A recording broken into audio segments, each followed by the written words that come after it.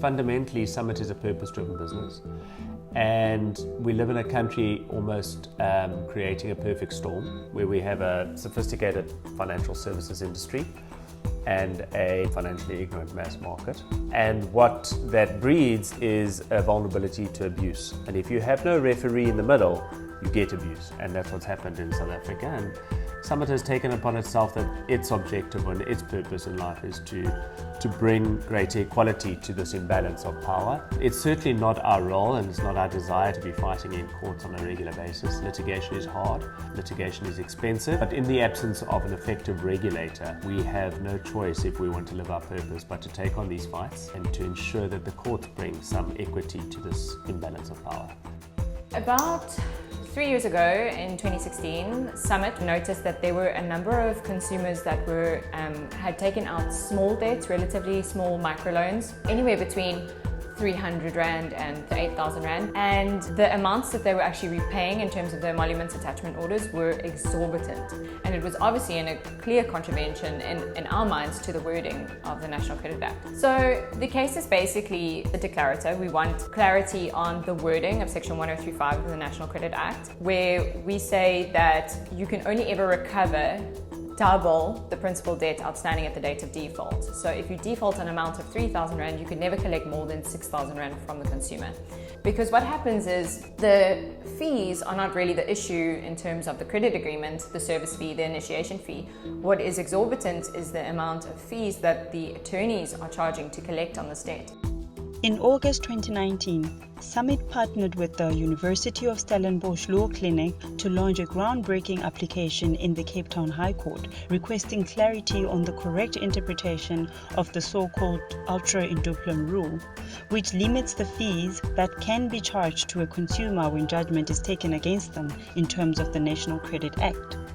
The relief that we're claiming for basically is to ask the court to give an interpretation of the National Credit Act, which we feel reflects the fair intention of the legislation. So we want the court to say that interest and legal costs cannot simply be accumulated or charged to an account. There needs to be a limit, there needs to be a cap. And to also ask then that the court would not allow creditors and their attorneys to escalate untaxed fees onto already financially abused debtors. It is old Roman law that you should not be allowed contractually to decide independently what your own price is in a contract. You can't, for instance, say you're going to pay my costs. Whatever it turns out it will be, such an agreement is unenforceable.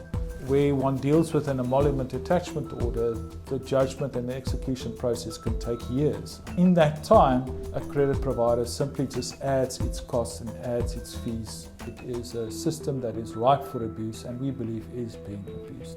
Now, the Constitutional Court has on many occasions said that there must be judicial oversight. The taxing process is the third independent party coming in that will then double check whether these costs are actually being incurred or whether the price for those services is in fact the correct one. One of the consumers loaned about 16,000 Rand from Bayport, and when we received a statement, the client had already paid 31,593 Rand and 15 cents. And there was still an amount outstanding of 32,298 Rand. This means that if the client had to repay everything, and taking into consideration Section 1035 of the National Credit Act, he would pay over 29,000 Rand in excess of what he should have been held liable for. So these just show a few of the egregious atrocities when it comes to overcharging consumers. But there's obviously many people out there with worse, and we're hoping that 1035 can combat this. You know, credit providers do make profits. We see banks who predominantly earn profits from lending, and they all have a return greater than any average in our society. If you're collecting on a mortgage and you get a debt judgment, you're talking about, let's say, a R1 million mortgage, double capital on time of default is R1 million in terms of collection fees, legal and interest. That's more than enough. On a vehicle, let's say it's a 100,000 Rand vehicle, again, 100,000 Rand is more than enough. The only part of the lending industry it's going to impact is where you have the unsecured debt of small amounts in the payday lending space. It probably makes it unprofitable to collect on 500 Rand loans. and probably means that it's unprofitable to give 500 Rand loans in the form of payday lending, which I think is really good. We really don't think payday lending is mutually beneficial to society, it harms society, and this may be a mechanism to stopping it. On 13 December 2019, the Cape Town High Court handed down their judgment, confirming each point in Summit and the University of Stellenbosch Law Clinic's ambitious application. This was a game-changing outcome for consumers, as all fees, including legal fees, must now be kept at the In Duplum rate, and no legal fees can be charged to a consumer unless verified by the court's taxation master. So essentially the outcome does not actually change any legislation. What it does is that it actually confirms the position as it's always been. Since 2007, this is the way the National Credit Act should have been interpreted, but it wasn't. In effect, the debt is capped. Credit providers and their collectors have just abused the system and have continued to collect costs unabated. And our collectors will not be able to do so anymore.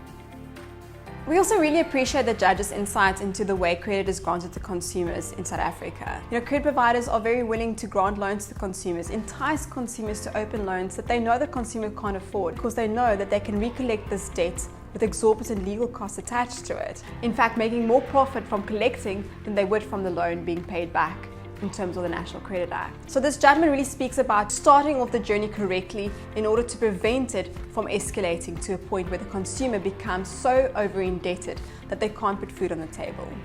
Almost every single emolument attachment order will be due a write-off or a refund since 2007 when the National Credit Act came into being.